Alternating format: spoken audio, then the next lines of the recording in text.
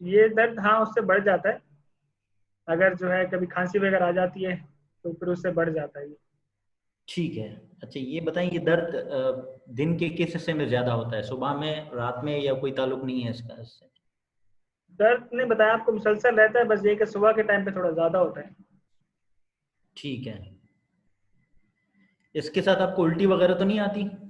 नहीं उल्टी वगैरह दर्द तो के नहीं है। साथ उल्टी वगैरह नहीं आती? ठीक है। अच्छा ये बताएं कि ये दर्द जो है, इसके साथ आपको हाथों के कमजोरी है, कोई चीज पकड़ने में आपको गिरता तो नहीं है? नहीं नहीं बताया तो आपको मैंने, सारे दोनों क्या कहते हैं, हाथों और पाँव दोनों में कमजोरी है। दोनों में बराबर कमजोरी है, किसी एक साइड पे ज्यादा है? नहीं बराबर, ये सबकी तरफ ज्यादा ही है। सबकी तरफ ज्यादा ही है। अच्छा, इसमें महसूस क्या होता है आपको, ठंडा गर्म सही महसूस होता है हाथ पाँव में, या? कम हो गया थोड़ा महसूस होना थोड़ा सा। ठीक है। अच्छा जी। अच्छा आपने बताया कि आपका जो है छोटे पेशाब का भी मसला था। जी जी। ये क्या आपको महसूस नहीं होता है छोटे पेशाब की जगह पे, या फिर आपका ये पेशाब लग के फिर निकल जाता है, किस तरह होता है ये? क्या नहीं बिल्कुल जगह महसूस? ऐसा कोई सुनपन वगैरह का तो मसला नहीं है, लेकिन ये एक दो मरतबा हुआ है कि जो ना वो खुद ही कंट्रोल नहीं हुआ। ठीक है। अच्छा ये मुझे बताएं कि आपको बुखार वगैरह तो नहीं आता? बुखार तो नहीं हुआ। कभी चोट तो नहीं लगी आपको? चोट नहीं, ऐसा तो नहीं लगी, कोई याद नहीं है मुझे। चोट नहीं लगी है। अच्छा ये बताएं कि आपका किसी जिस्म के दाग धब्बे वगैरह तो नहीं है, कोई नोड्यूल्स वगैरह या ऐसी चीज़ें? नहीं ऐसी तो कुछ चीज़ नहीं है। अच्छा ये बताएं कि आपका जो है वो क्या कहते हैं, जो चलने में जो आप लड़खड़ा के चलते हों, या फिर चढ़ के गिरते हों, या पाँव अटकते हों, इस तरह का अब मसला तो है? कमजोरी की वजह से नहीं चल पा रहा मैं। कमजोरी से बिल्कुल नहीं चल पा रहे हैं आप? नहीं बिल्कुल बिस्तर पे भी। सहारे के साथ चलते हैं? नहीं सहारे से भी नहीं चल पा रहा। हाँ तो मेरी सहारे से भी कमजोरी है बिल्कुल ना, नहीं? तो हाँ, तो कोई सहारा नहीं ले पाता। ठीक है। अच्छा गर्दन के मोड़ने से या हिलाने से दर्द बढ़ता तो नहीं है आपका? नहीं इतना इस तरह से तो महसूस नहीं किया मैंने कभी। खानदान में किसी और को इस तरह की कोई तकलीफ है? नहीं इस तरह की तो नहीं है, कमर की तकलीफ है लेकिन गर्दन की तो नहीं। अच्छा गर्दन का कोई इशू नहीं है, सिर्फ कमर की तकलीफ है। ठीक है।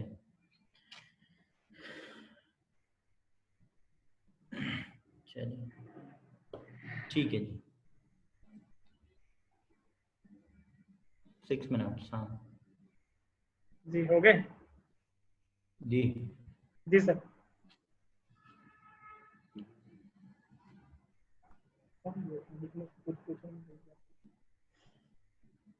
सर आपकी आवाज नहीं हेलो। है। Jim, can you summarize your history? Yes, sir. My patient is 15 years old, presented with the history of neck pain for 3 months, and also has weakness of the upper and the lower limbs for 1.5 month, and also complaints of urinary incontinence for 1 week. Sir, patient has neck pain that does not radiate and localized to the neck. The pain is aggravated by sneezing or coughing or straining, and patient also complains of weakness in the upper and the lower limb, both upper and lower limb, and now is unable to walk or perform daily routine works. And sir, there is no history of trauma, weight loss, or any freckling or nodules over the body, and there is no family history of such kind of disease. And there is no swallowing difficulties, visual disturbances, and that's it. What do you think? Where is the lesion? Sir, I think it is in the upper cervical region, at around CVJ. How can you say that? Because patient has both upper and lower limb weakness. You mean that only in the CVJ there's upper and lower limb weakness? No? Sorry, sir. What do you think? What do you think in the CVJ? Sir, I think patient can have carry malformation, and can also have basilar invagination. कोई और चीज हो सकती है इसके अलावा? Sir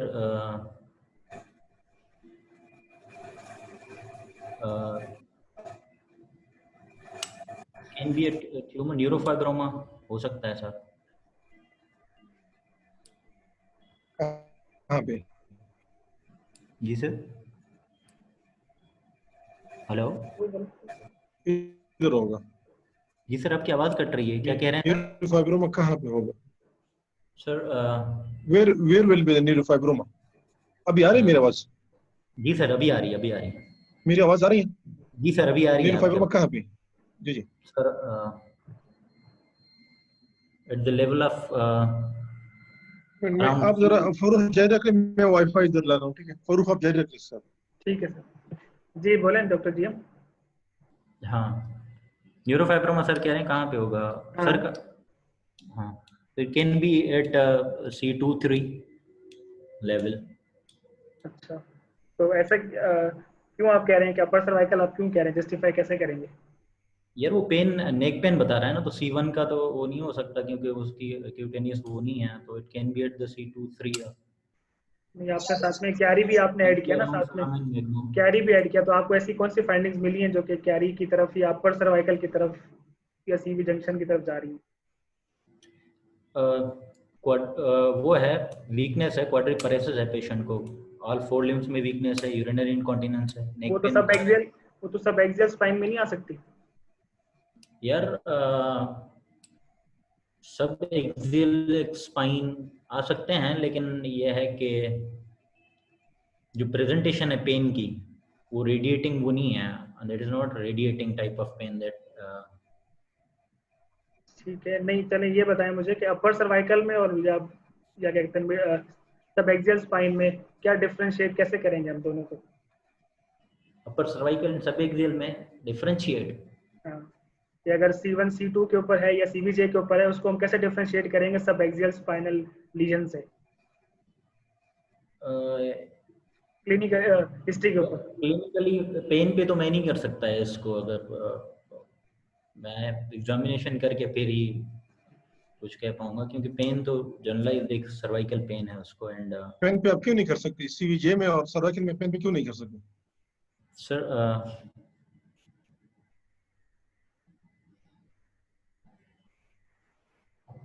कोई radiation या कुछ डिफरेंस नहीं अच्छा, होगा? अगर if this patient is having, if जी this sir. patient, if this you say that this patient can be a case of Chiari malformation, ठीक है?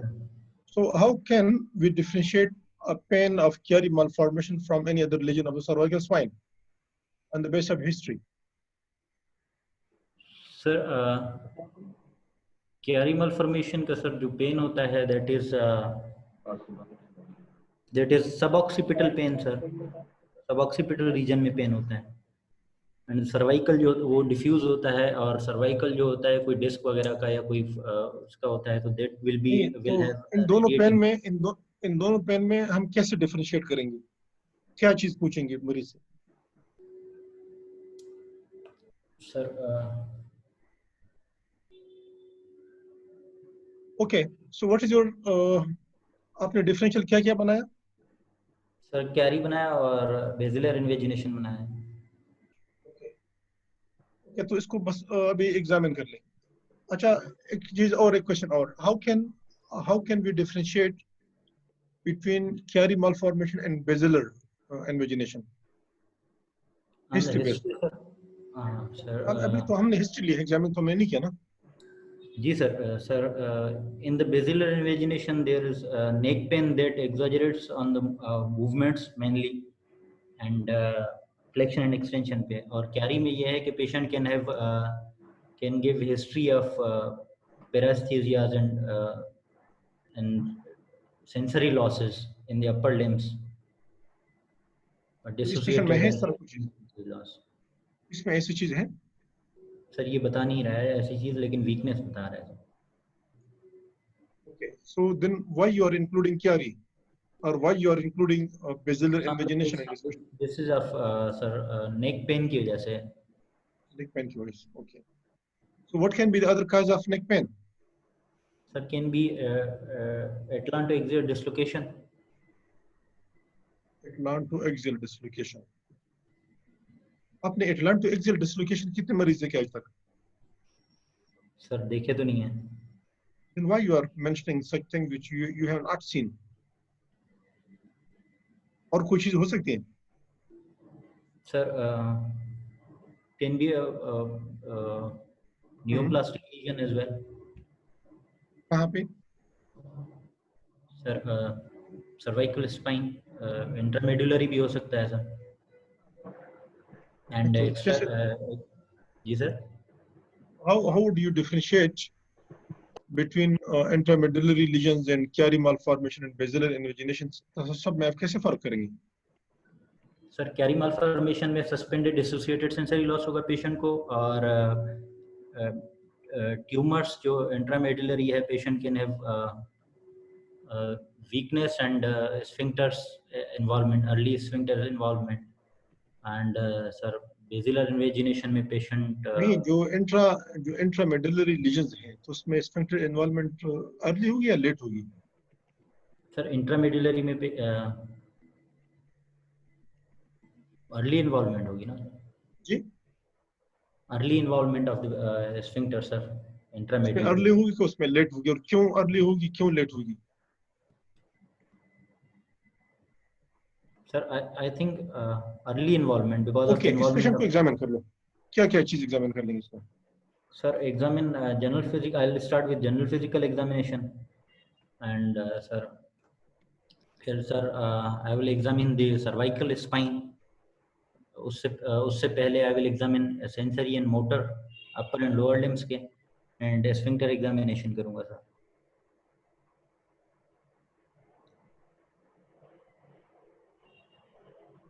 जी सर। हेलो शायद डिस्कनेक्ट हो गया।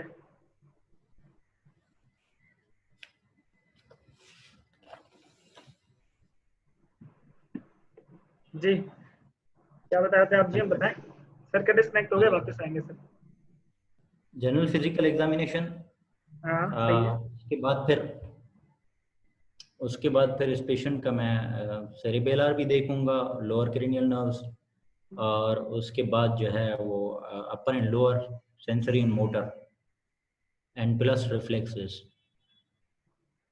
नहीं तो आप सेरिबेलर से क्यों स्टार्ट करना चाह रहे हैं इसको? तो यार देख रहा हूँ अगर डीडीज में मेरा वो है बेसिलर इन्वेजिनेशन, तो इट कैन कॉज टाइप 2 जो है वो it can cause compression in the posterior fossa, तो सर्वाइकल अपना सेरिबेलर भी आ सकते हैं सिम्टम्स उसमें। ठीक है, सही, आपने सेरिबेलर एग्जामिनेशन कर लिया, फिर उसके बाद लोअर क्रेनियल और सेरिबेलर देख लिया मैंने, और उसके बाद जो है upper and lower limb examination. Upper limb में अगेन बल्क देखूंगा, tone, power and reflexes check करूंगा। ठीक है, और अगर आप बेसलाइन इमेजिनेशन देख रहे हैं तो आपको क्या क्या फाइंडिंग मिलेंगी इसके अंदर, लोअर क्रेनियल नर्व्स या सेरिबेलर के अंदर? यार बेसलाइन इमेजिनेशन या क्यारी, दोनों में? बेसिलर इन्वेजिनेशन में पेशेंट का जो है मेनली हमें जो है वो लोअर क्रेनियल नर्व्स में कभी कभी फिफ्थ भी इन्वॉल्व हो सकता है। Again 9th 10th 11th 12th जो है इन्वॉल्व होते हैं मेनली। और जो है वो कैरी मालफॉर्मेशन में मेरा जो एक डिफरेंशिएटिंग पॉइंट है that would be suspended dissociated sensory loss होगा जो डिफरेंशिएट करेगा उसको। तो along with जब सिरिंग्स होगा कैरी में। सर आप आ गए वापस? सर हेलो, एक मैं सर से पूछ रहा हूँ, सर आ गए वापस? तो सर का कनेक्ट हो गया, सर है नहीं अभी। अच्छा सर आ तो गए हैं। हाँ लेकिन आ जाएंगे। अच्छा खैर बताएं, और बताएं, तो इसके बाद आप लिम्स के एग्जामिनेशन पे आ जाएं। हाँ लिम्स एग्जामिन करूंगा सबसे पहले, तो उसके बाद जो है वो लिम्स में सबसे पहले जो वो देखूंगा बल्क देखूंगा, कंपेयर करूंगा लेफ्ट राइट पे। अच्छा उसके बाद टोन चेक करूंगा, टोन बढ़ा हुआ मिलेगा बेसिलर इन्वेजिनेशन में, और कैरी में भी बढ़ा हुआ मिल सकता है। और उसके बाद जो है पावर देखूंगा, ठीक है, हैंड मसल्स का और एल्बो का, ब्रेस्ट, शोल्डर का, और उसके बाद जो है वो रिफ्लेक्सेस एग्जैजरेट मिल सकते हैं। फिर जो है वो सेंसरी में उसका पेन एंड टेम्परेचर जो है, loss of pain and temperature होगा, जॉइंट पोजीशन, और वो जो है वो क्या कहते हैं, वाइब्रेशन, और ये चीज़ें इंटेक्ट होंगी। सही है। अच्छा ये बताएं कि अपर और लोअर सर्वाइकल में क्या कैसे डिफरेंशिएट करेंगे क्लिनिकली, क्या क्या आपको फाइंडिंग डिफरेंट मिलेंगी? यार वो तो डर्माटोम पे डिपेंड करता है, अपर में कहाँ तक जाता है, एक्सटेंट कहाँ तक है, अगर सरिंग्स है तो। सही है। इसके अलावा और कोई साइन, हाँ, कोई स्पेशल साइन करेंगे आपको, कोई टेस्ट या कोई साइन देखना करना चाहें आप? अच्छा वो आप वो कह रहे हो, स्पर्लिंग साइन का कह रहे हो? और भी इसके अलावा भी और कोई हो सकता है? लर्मेट साइन और स्पर्लिंग और लर्मेट देखते हैं, वो तो उसके लिए देखेंगे ना यार, फॉर ऑफलाइन करते हैं? के लिए। ऑफलाइन करते हैं? यस। ठीक है, सही है। चलिए इसमें फाइंडिंग आपको बताता हूँ क्या क्या फाइंडिंग है इसके अंदर आपको जो है वो जो क्लिनिकल फाइंडिंग्स हैं वो आपको लिम्स वीकनेस है सारे लिम्स की, ठीक है, अपर की भी और लोअर की भी। एक मिनट, सारे अपर और लोअर बोथ कितना है? बोथ 2/5। 2/5 all groups. जी ठीक है, और जी भाई सॉरी यार, जी सर, ये कनेक्ट नहीं हो रहा था, मसला था भी। जी जी सर इनको मैं सर हाँ। फाइंडिंग्स बता रहा हूँ कि अपर और लोअर लिम्ब में 2/5 की पावर है, तो ये इसके हिसाब से आगे ताकि इनका डिफरेंशियल बताएं। और कोई बाकी लोअर भाई, पेरियन नर्व्स की कोई फाइंडिंग नहीं है। लोअर क्रेनियल नर्व नहीं है कोई फाइंडिंग, और जी बस, बाकी आप बताएं इसके अलावा आप क्या देखना चाहते हैं और इसके साथ इसे। इसमें इसमें क्या देखना चाहते हैं आप? सर इसके अलावा जो मैं देखना चाहता हूँ कि रिफ्लेक्सेस देखना चाहता हूँ सर। तो रिफ्लेक्स में आप क्या एक्सपेक्ट कर रहे हो? सर मुझे एग्जैजरेटेड रिफ्लेक्सेस मिल सकते हैं सर। क्यों? सर क्योंकि सर क्या आ जाए? जो है वो सर्वाइकल स्पाइन इन्वॉल्व है, तो अपर मोटर न्यूरॉन साइंस मिलेंगे मुझे, that will be exaggerated reflexes. अच्छा, एग्जैजरेटेड क्यों हो जाते हैं रिफ्लेक्सेस, क्या वजह है? Because sir no idea sir. अच्छा ओके, और क्या देखना चाहते हैं इस मरीज में? अच्छा इसमें सर अगेन मैं फिर जॉइंट पोजीशन और वाइब्रेशन ये देखना चाहूँगा, फिर सेंसरी जॉइंट पोजीशन वाइब्रेशन क्यों देखना चाहते हैं? What is the reason behind it? Sir I see, अगर देखना चाहता हूँ कि पेशेंट को डिसोसिएटेड सेंसरी लॉस है या नहीं है। Dissociated sensory loss. What do you mean by dissociated sensory loss? So dissociated sensory loss means loss of the pain and temperature sensation and preservation of the joint position and vibration. आप ये क्यों देखना चाहते हैं? Sir ये मैं देखता हूँ अगर कैरी है या सरिंग्स के साथ है तो फिर आई चेक कि मुझे ये फाइंडिंग मिलती है या नहीं। अगर कैरी मेरी नहीं है तो फिर ये चेक नहीं करेंगे आप? सर करूँगा, लेकिन डिफरेंशिएट करने के लिए अगर ओके ये बताएं, कैरी में why there is dissociated suspended sensory loss? Sir because What is the mechanism behind it? there is involvement of central cord, that is because of the syrinx. ठीक है सर, और जो हमारे पेन एंड टेम्परेचर के fibres जो हैं sir वो आते हैं क्रॉस करते हैं मिड लाइन से, तो जो हमारे मिड लाइन में सिरिंक्स है वो इन्वॉल्व करता है मिड का कॉर्ड को कंप्रेस करता है, तो जो हमारे क्रॉसिंग फाइबर्स हैं पेन एंड टेम्परेचर के वो अफेक्ट होंगे। बाकी जो डॉर्सल कॉलम के जो हमारे मॉडलिटीज़ हैं लाइक जॉइंट पोजीशन है, वाइब्रेशन है, उन पे कोई इफेक्ट नहीं होगा क्योंकि वो सर पोस्टीरियरली हैं और इन्वॉल्व नहीं होते सिरिंक्स में। अच्छा ये बताएं कि when there is a tumor, तो उसमें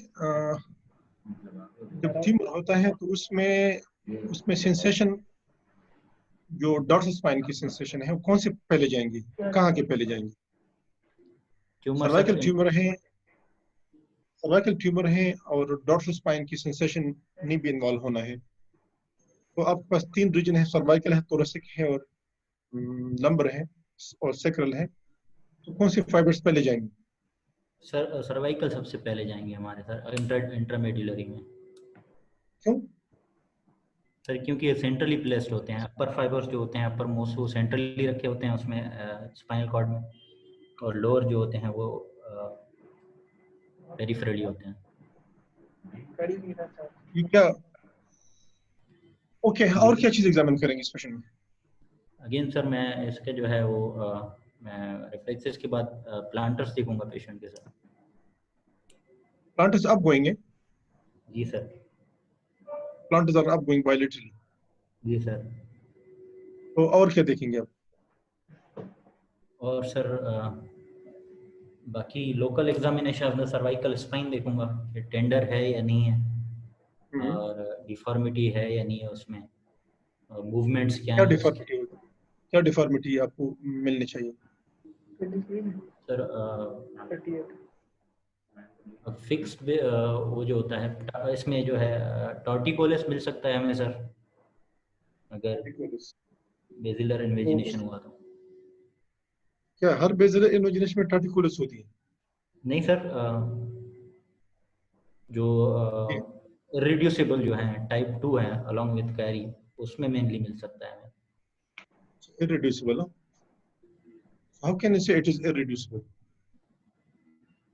सर वो फिक्स होता है, नेक फिक्स पोजीशन होती है उसमें शायद।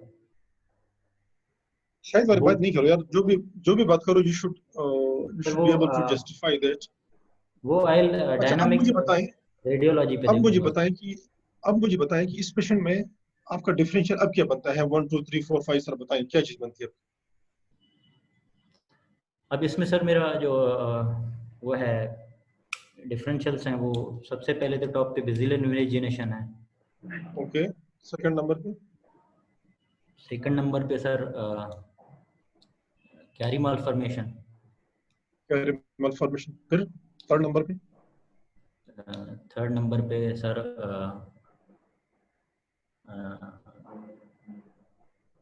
can be anterior compression from the penis as well, least likely. Anterior compression from what? From sir penis बनता है जो पेनिस, रिमेटॉइड आर्थराइटिस में। पेनिस कब बनता है? इन रिमेटॉइड आर्थराइटिस जब क्रोनिक इन्फ्लेमेशन होता है सर। रूमेटॉइड आर्थराइटिस में। तो इस नहीं पेशेंट सर, में इसी रूमेटॉइड की हिस्ट्री है और एग्जामिनेशन में कोई फाइंडिंग्स है रूमेटॉइड की फेवर में? नहीं sir. So then why you are including the things which have no evidence here in this patient? Sir I will drop it. नहीं, आपने शामिल किया, आप ड्रॉप वाली बात नहीं होती, आपने स्टार्ट कर दिए हैं, लेकिन क्यों सर कर रहे हैं? ओके, सो ये बताइए मुझे कि आप कह रहे हैं कि बेसिलर इन्वेजिनेशन हो सकता है, so why? How can you say that? आप घर में हैं या अस्पताल आए हैं? कहाँ से बात कर रहे हैं? मैं घर पे हूँ सर। अच्छा जी सर। जी। अच्छा सर, बेसिलर इन्वेजिनेशन क्यों कह रहे हैं? हाँ क्योंकि बिल्कुल, सर किस बेस पे कह रहे एक तो हिस्ट्री में जो नेक पेन बताया, हैं? वीकनेसेस बताए पेशेंट ने, अच्छा, और एग्जामिनेशन पे जो है वो मैंने एग्जामिन किया तो अपर और लोअर बायलैटरली वीकनेस थी, उसको 2/5 था पावर। तो कैरी क्यों कह रहे हो? जी sir. Why you are including chiari malformation in this patient? Sir Chiari इसीलिए कि बेसिलर के साथ सर कैरी हो सकता है। नहीं, तो chiari की क्या चीजें मिल रही है आपको इसकी हिस्ट्री में और एग्जामिनेशन में? कैरी के सर इसमें मुझे जो नेक पेन है वो हिस्ट्री पे वो मिल रहा है। बाकी जो है मुझे अगेन वीकनेस है अपर एंड लोअर लिम्ब के, लेकिन carry without shrinks most likely, क्योंकि इसमें जो सस्पेंडेड डिसोसिएटेड सेंसरी लॉसेज हैं वो नहीं है इसमें। जब क्यारी विदाउट सिरिंग्स हो, क्यारीज में आपने इतनी 2/5 पावर देखी है? अभी तक कितनी क्यारीज में आपने 2/5 पावर देखी है? नहीं सर। अच्छा, किसी और नहीं देखी? हमारे वार्ड में, हम तकरीबन वार्ड में मेरे ख्याल में महीने में तो कोई क्यारी जरूर होता है ना, तो किसी ने देखा है क्यारी में 2/5 पावर के साथ? जी बताएं बाकी लोग, बहाज या बाकी और लोग। क्यारी में रेहान। हो और पावर 2/5, किसी ने देखा है? नहीं सर, कैरी में नहीं होता। जी जी, क्या कह रहे हैं? कैरी में इतने कम पावर के साथ प्रेजेंट नहीं करते, लेकिन कैरी अगर सिरिंगोमाइलिया के साथ एसोसिएटेड करता है then in the late stage sir. नहीं, अभी जो बात हो रही थी कि Chiari without syrinx, without syrinx. Okay sir. आप बात तो नहीं समझ रहे सर हैं ना बात?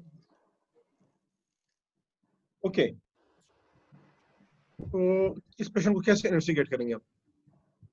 Sir I will do MRI sir. सबसे पहले तो specific investigation sir. First of all MRI cervico MRI किधर का एमआरआई करोगे?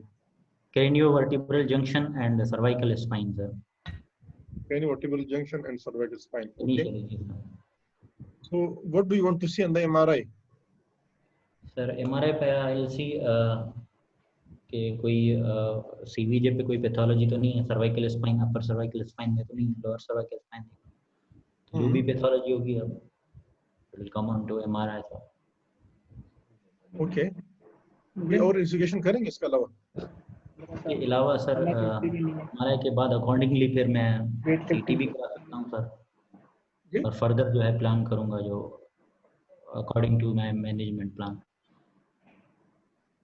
तो अगर कहें इस मरीज के पास, हमारे पास वार्ड में, अस्पताल में एमआरआई मशीन नहीं है, तो कोई और इन्वेस्टिगेशन कर सकते हो? तो फिर सर मैं जो है फिर माइलोग्राम कराऊंगा, CT माइलोग्राम। It should be, नहीं, ये मैं आपकी जो डिफरेंशियल के मुताबिक बता रहा हूँ कि आप जो ना, अगर कोई सीवीजे सस्पेक्ट कर रहे हो, कोई और इन्वेस्टिगेशन आप कर सकते हैं? जी सर, CT स्कैन करा सकता हूँ CVJ का, और सिटी स्कैन MRI भी नहीं है नहीं। हमारे पास। जी सर। सिटी स्कैन भी नहीं है। फिर sir I will go for x-rays. X-ray में क्या मिलेगा? एक्सरे में सर जो बेसिलर इमेजिनेशन है उसके इंडाइसेस मुझे मैं देखूंगा। उसमें क्या देखेंगे? उसमें मैं देखूंगा सर वो जो CVJ पे जो बोनी जो एनॉमलीज हैं, लाइक सर्टेन लाइंस हैं, उनकी मैं कौन सी लाइन है? कैलकुलेशन कर सकता हूँ। कौन सी लाइन है? सर लाइंस जो है हमारे पास, एक तो ग्रेगर है, चेम्बरलेन लाइन है, विकनहैम्स लाइन, वो है क्लाइवस कैनाल लाइन है सर। चेम्बरलेन में क्या होता है? ग्रेव्स लाइन है जी सर। चेम्बरलेन लाइन कौन सा है? सर चेम्बरलेन लाइन वो है जिसमें एक हार्ड पैलेट से, पोस्टीरियर हार्ड पैलेट से पोस्टीरियर मार्जिन ऑफ वो सर फोरामेन मैग्नम तक की लाइन जाती है, that is Chamberlain line. What is the significance of this line? Sir इसकी सिग्निफिकेंस ये है कि हमारा जो ओडेंटाइट प्रोसेस का टिप है, that should not be more than 3 millimetre above that line. Okay, और क्या इन्वेस्टिगेशन करेंगे? और इन्वेस्टिगेशन सर, और सर फर्दर अगर मैं प्लान कर रहा हूँ अपनी सर्जरी, तो I can also opt for vertebral angiogram as well. फिर मैं बेसलाइन करा सकता हूँ। वर्टिब्रल एंजियोग्राम क्यों करना चाहते हो?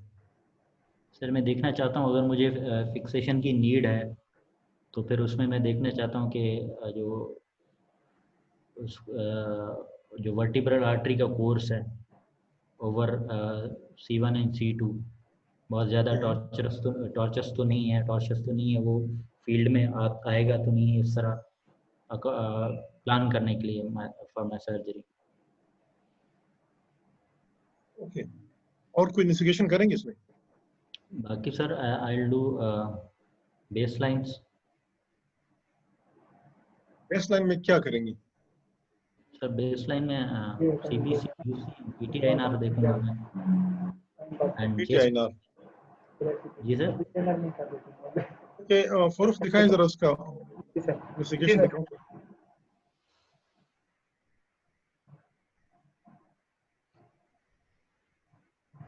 जी जनाब, अब जरा इसको डिस्क्राइब कर लो।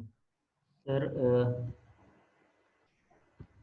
this is MRI without contrast T1 image showing ये है sagittal view है, showing sir there is dilatation of the canal, central dilatation of the canal, and also there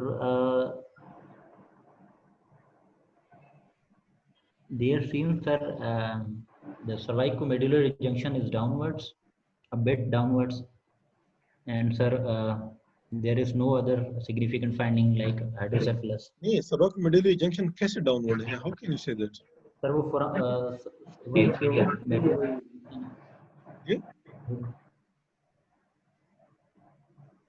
कैसे डाउन है? How can you say that?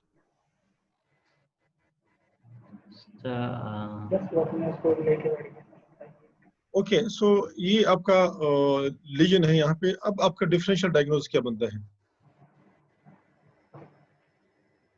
अब sir मेरा जो है वो एक तो ये है कि इसमें वो है सर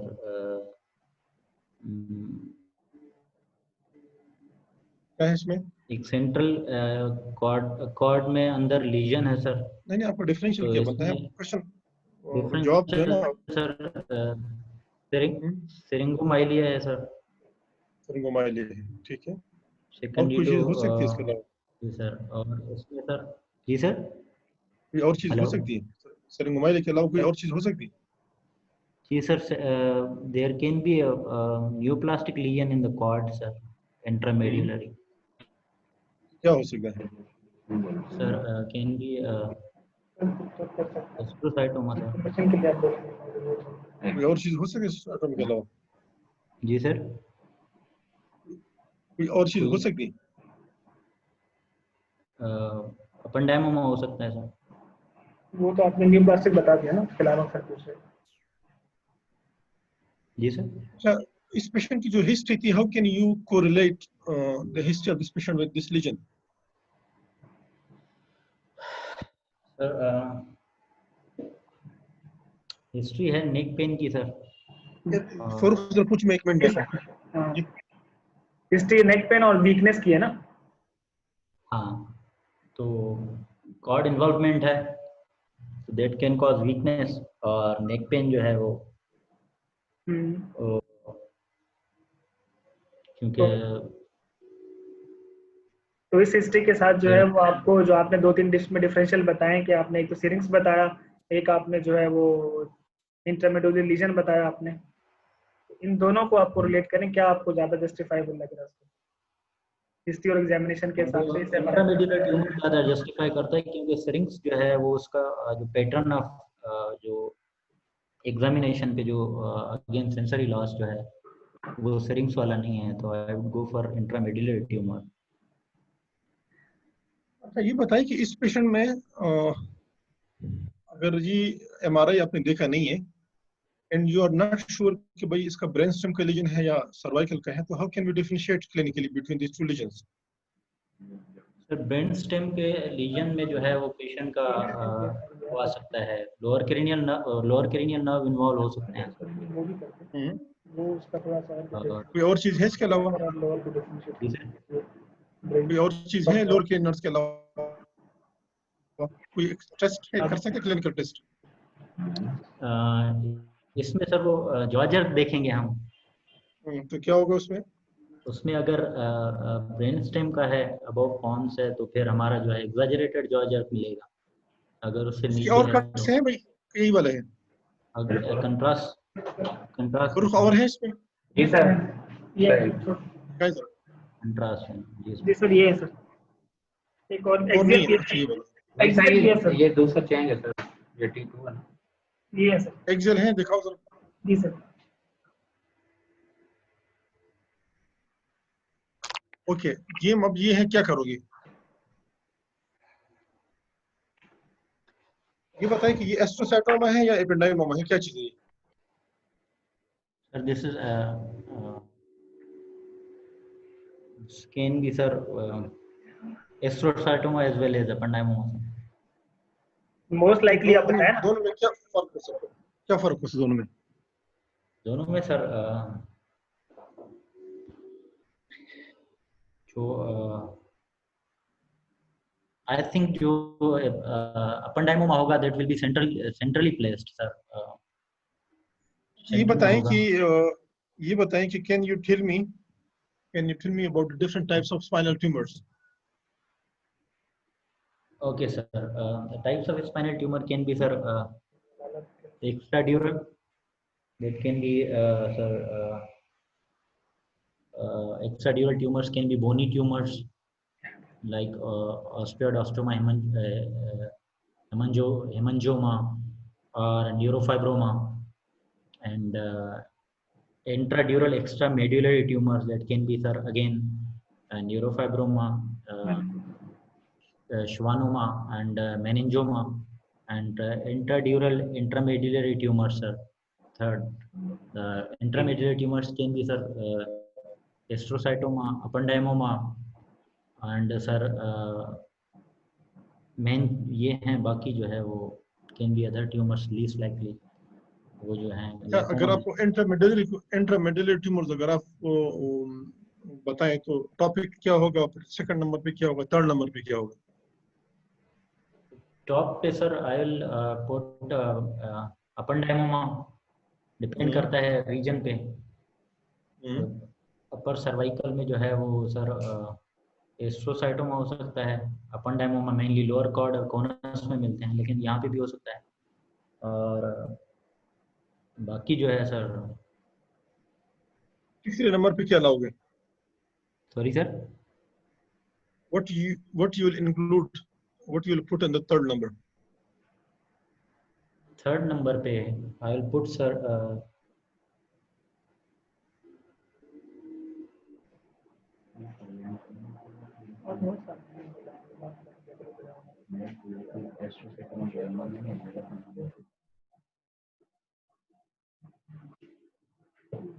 जी जी, हम आपकी आवाज नहीं आ रही. मुझे लग रहा हमारे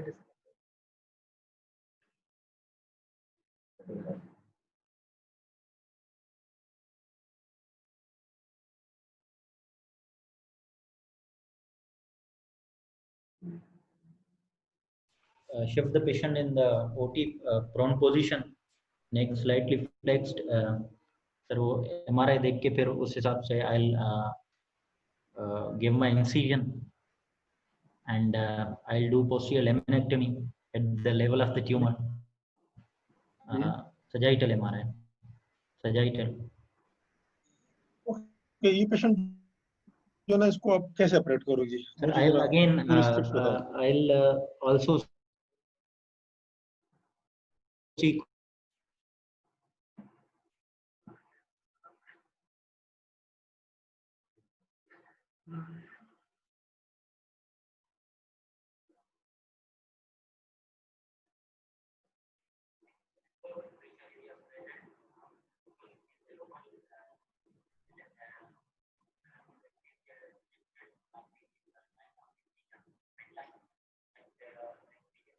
and astrocytoma operatively. Astrocytoma is a diffuse tumor. Hello. सुन रहा हूँ, बोले. जी sir. Astrocytoma is diffuse tumor with less margins of demarcation in the cord. However, the ependymoma has a bit good demarcation between cord and the tumor. What is the principle of surgery when you are on the tumor and that is astrocytoma? Sir, I will first of all I will, sir, debulk internally, debulk with CUSA. I will use CUSA here and try to internally debulk the tumor and as much as possible. and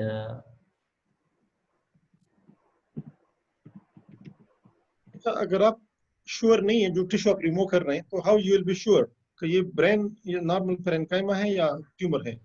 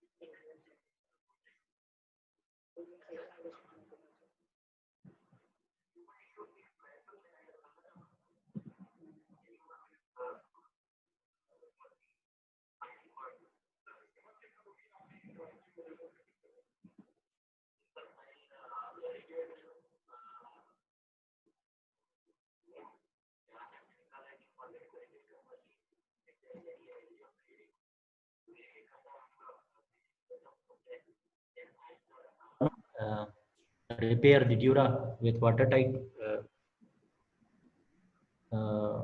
running sutures with non-absorbable sutures, and then I'll close the wound in the layers. फिर क्या करोगे? फिर sir patient को shift कराऊंगा ICU में sir post operative. Okay, जब इसकी histopathology report आ जाए, what is the difference between ependymoma and astrocytoma? Sorry sir, उसकी कुछ दिनों के बाद हिस्टोपैथोलॉजी रिपोर्ट आती है. What is the histopathological differences between astrocytoma and ependymoma? Histiocytoma and ependymoma sir.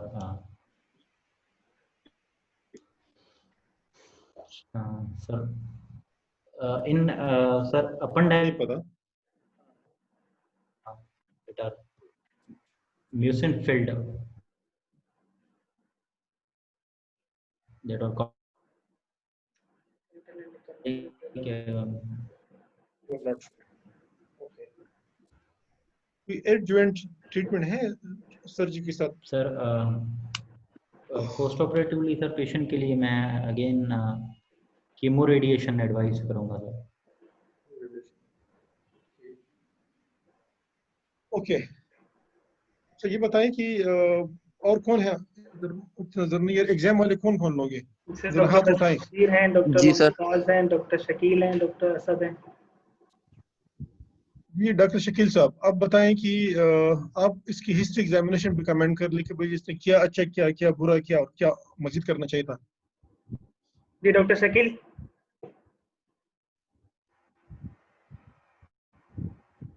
Shakeel साहब. सर वो शायद नहीं है अभी इस वक्त. हैं तो बता ऑनलाइन है लेकिन वो शायद सुन नहीं रहे. तो डॉक्टर फिर शकील से आप बताओ.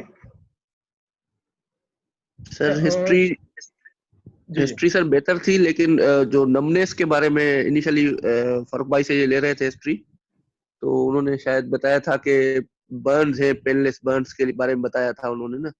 तो उस टाइम वो नमनेस की थोड़ी हिस्ट्री लेनी थी, वो शायद उन्होंने मिस की. अदरवाइज हिस्ट्री पे तो उन्होंने नियरली सारी चीजें ही पूछ ली थी. और एग्जामिनेशन पे सर एग्जामिनेशन में आपने उनको डिग आउट किया, हेल्प की ताकि वो आए, क्योंकि वो डायरेक्टली वो नहीं अप्रोच कर रहे थे उस चीजों में. जैसे आपने जाजर के बारे में भी आप पूछ रहे थे, इस तरह की चीजें जो रूल आउट कर सकते थे, तो वो डिग आउट करनी पड़ रही थी आपको. आ सारा रहा था उनको, लेकिन ये था कि वो डिग आउट करना पड़ रहा था. ये शाकिरुल्लाह साहब, इसने इन्वेस्टिगेशन में क्या बताया सही, क्या गलत बताया? सर शाकिरुल्लाह साहब है? जी सर. जी सर बोल रहे अस्सलाम वालेकुम सर. वालेकुम सलाम. जी बोले. सर इन्वेस्टिगेशन में he was read that in radiology the CVJ with upper cervical with CVJ cut MRI brain with and without contrast is important. And other he should also mention the baseline in investigation, and if he is suspecting some tumor, so MRS is also advisable in this case. ये बताइए कि MRS की क्या limitations हैं spine के अंदर? MRS, yes sir.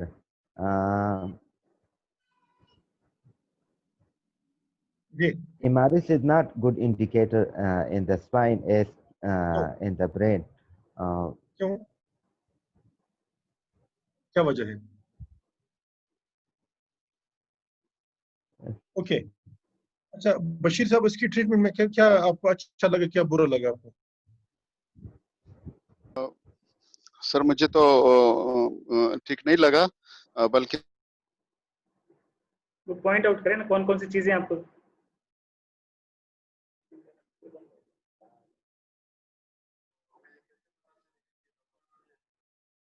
आपको इसकी क्या चीज अच्छी लगी, क्या बुरी लगी? अब पॉलिटिकल स्टेटमेंट न दे, ठीक है, सही क्लियर कट बात करें जी। Sir he was not sure for his surgical steps. Initially steps dura तक तो चलो इन्होंने बता दी, लेकिन आगे बस ये मैं कुजा यूज करूंगा, मैं ये करूंगा। He was not sure for his answer, जो मुझे समझ आया। डॉक्टर बशीर आप कैसे इसको अप्रोच करेंगे? आप कैसे करेंगे? साइटोमा में कैसे आप यही तो मैंने खुद सर से सवाल पूछा कि मुझे नहीं आ रहा था, इसलिए मैंने कहा कि ये नॉर्मल टिश्यू और उस ट्यूमर में मैं कैसे डिफरेंशिएट करूंगा। तो बात की बात है, स्टार्ट से कैसे करेंगे? सर अगर आप ऑपरेट करना, आप कैसे ऑपरेट करोगे? माइक्रोस्कोप मेरे पास होना चाहिए सर, और मैं सर एसएससीपी ओपन कर लिया, फिर आप क्या करेंगे?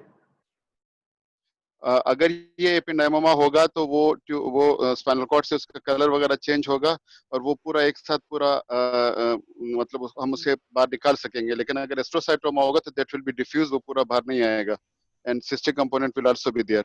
डॉक्टर बशीर सवाल ये कि ड्यूरोटमी के बाद आपका नेक्स्ट स्टेप क्या होगा? ड्यूरोटमी के बाद आई विल मैं ट्यूमर को लोकलाइज करने, मतलब ट्यूमर पर पहुंचने की कोशिश करूंगा। तो वो कैसे, वही तो पूछ रहा हूं।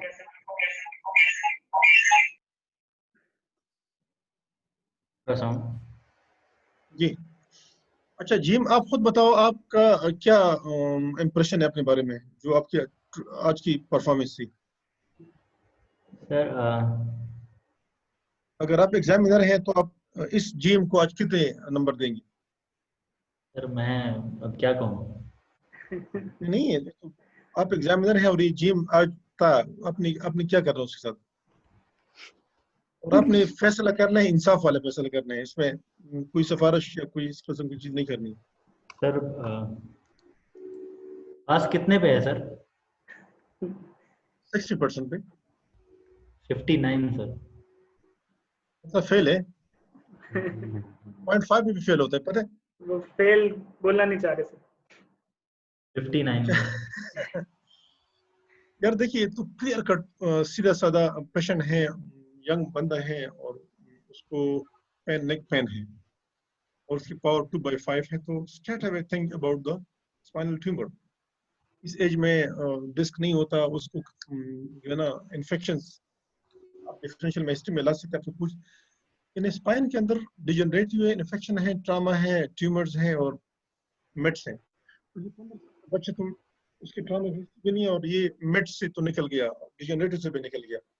आपके पास दो चीजें हैं, या स्पाइनल ट्यूमर है या आपके पास कैरीज है। कैरीज का आप पूछ ले, अगर हिस्ट्री नहीं है तो आप स्पाइनल ट्यूमर रह गए पास।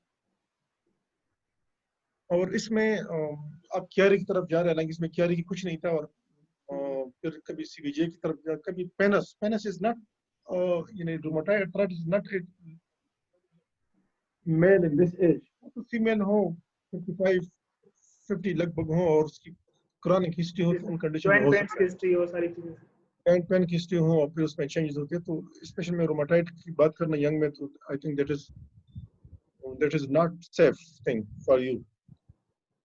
फिर एग्जामिनेशन में भाई आपको जनरल फिजिकल आपने किया, स्पाइन देख लो, सर्वाइकल स्पाइन, उसमें डिफॉर्मिटी देख ले, उसमें गिबस देख ले, उसमें टेंडरनेस देख ले, उसके मूवमेंट्स देख ले, और फिर लिम्स पे आ जाए, उसमें मोटर सेंसर। और इस पेशेंट में क्योंकि सर्वाइकल में lower cranial cerebral science brainstem के लिए दीज आर मस्ट आपने करने हैं, जिसमें जो वो है जाजक, दैट इज वेरी इंपॉर्टेंट, जो आप नहीं बता पा रहे थे जब तक आपको हैंड्स कई बार नहीं देने पड़े। अच्छा, then you are not able कि भाई जो अरेंजमेंट्स हैं फाइबर्स की वो कैसी हैं, डॉट्स स्पाइन में कैसी हैं, बाकी स्पाइन में कैसी हैं, और पहले कौन सा इन्वॉल्व होगा। ये तो बहुत इंपॉर्टेंट क्वेश्चन है, और ये जो ट्रैक्स है उसके अरेंजमेंट कैसे होती है यू शुड नो, लेकिन आपको बिल्कुल कंसेप्ट नहीं था। फिर उसके बाद आप सीवीजे बेजल इमेजिनेशन बता रहे थे, लेकिन you are not able to differentiate among basilar invagination, Chiari and spinal tumours. बल्कि ट्यूमर तो आपके जहन में था भी नहीं, हमने काफी आपको इधर उधर पूछ रहे थे कि कभी ट्यूमर बता देगा। फिर ट्यूमर की क्लासिफिकेशन भी जो है ना, 3rd नंबर पे वही हेमेंजियोब्लास्टोमा आता है जो एंट्रोमेडुलरी है, जो आप नहीं बता पा रहे, दैट इज वेरी इंपॉर्टेंट, काफी वो है, ठीक है। अच्छा, इन्वेस्टिगेशन आप डायरेक्ट स्पेसिफिक पे आ गए और बस मैं एमआरआई कर लूंगा, भैया आप बेस्ट लाइन स्पेसिफिक रिलेवेंट अगर आपके जहन में बाकी चीजें हैं तो उसके मुताबिक जाए। फिर ट्रीटमेंट जब शुरू हो गई तो ट्रीटमेंट में जब भी आप पेशेंट को लेटाओ, तो एक तो लोकलाइजेशन है, सियाम इस्तेमाल के लिए जो भी है, दूसरा है कि भाई इस पेशेंट में आपने ये मेंशन करना है कि आप स्पाइनल ट्यूमर कर रहे हैं और दैट इज इंट्रामेडुलरी। इसमें आपने, हमारे पास तो ये फैसिलिटी नहीं है, लेकिन आपने जरूर भाई माइक्रोस्कोप का आपने जिक्र तक नहीं किया। आपने नेविगेशन का जिक्र तब किया जब आपने कार्ड खोला था, उस वक्त किया। नेविगेशन तो स्टार्ट में लगा, जो वो है सारी जो एमईपी और एसीपी तो स्टार्ट में लगाते हैं, वो तो शुरू में आप लगाएं, आप बेस्ट लाइन ले ले, उसके साथ कंपेयर करोगे। अगर आपने बीच में लगाए तो हाउ डू यू से कि नॉर्मल है कि एबनॉर्मल है। फिर आपने ड्यूरा खोला, और ड्यूरा के बाद जब स्पाइनल कार्ड पे जाते हैं तो जब आप ट्यूमर रिमूव करते हैं एपेंडेमोमा, और तो आपको क्लीवेज मिलता है, एस्ट्रोसाइटोमा में अक्सर नहीं मिलता। और उसके प्रिंसिपल ये है कि अगर आप क्लीवेज न मिले, जस्ट टेक बायोप्सी और निकला वहां से, क्योंकि अगर आपके पास क्लीवेज नहीं है तो जो भी आप करेंगे you will damage the normal parenchyma. फिर आपको मैंने एक और क्वेश्चन पूछा कि भाई how can we differentiate between the normal parenchyma and tumour, अगर आप शक में है तो क्या करेंगे आप। देखिए पिम्स में हम क्या करते थे कि क्या था, एक पैथोलॉजी की पीजी आती थी वहां पे, और हम उसको टिश्यू देते थे, इसको फ्रेश फ्रोजन वो कहते हैं फ्रोजन सेक्शन, फ्रोजन सेक्शन। उसके 15-20 मिनट में रिपोर्ट आती है कि भाई क्या चीज है। फ्रोजन सेक्शन करते जो टिश्यू आपने लिए, if you are not sure कि ये ट्यूमर है कि क्या, जाके उसका वो कर लो, फ्रोजन सेक्शन कर लो। तो ये चीजें हैं जो आपने नहीं किया और मेरे ख्याल में करनी चाहिए। माइक्रोस्कोप वगैरह how how you will do it. आपने देखा आपने माइक्रोस्कोप वगैरह तो हम कोई ट्यूमर नहीं करते, और स्पेशली स्पाइन तो बिल्कुल सवाल ही पैदा नहीं माइक्रोस्कोप वगैरह। और फिर इंटरमेडुलरी, और बच्चा है 15 साल का, उसने 50-60 साल और भी जिंदा रहना है, तो how can you do this thing for him. फिर कॉम्प्लिकेशन पूछ जाते हैं। और अच्छा, इसमें आप डायरेक्ट कीमोथेरेपी पे जा रहे हो भाई, ताकि बंदे उसमें जो है ना रेडिएशन का जिक्र करना चाहिए। फिर एमआरएस की बात आप लोग करते हैं, लेकिन एमआरएस स्पाइन में हमने कितने एमआरएस किए अभी तक। स्पाइनल कार्ड का एमआरएस आपने देखा है हमारे वार्ड में। और एमआरएस की लिमिटेशन ये है कि जहाँ बोनी कैविटी हो वहाँ पे इसमें आर्टिफैक्ट्स आते हैं और उसकी रिजल्ट्स अच्छी नहीं होती। इसलिए स्कल बेस पे हो या पोस्टीरियर फोसा हो या स्पाइनल कार्ड में हो, तो उसमें एमआरएस का जो रोल है वो कम हो जाता है।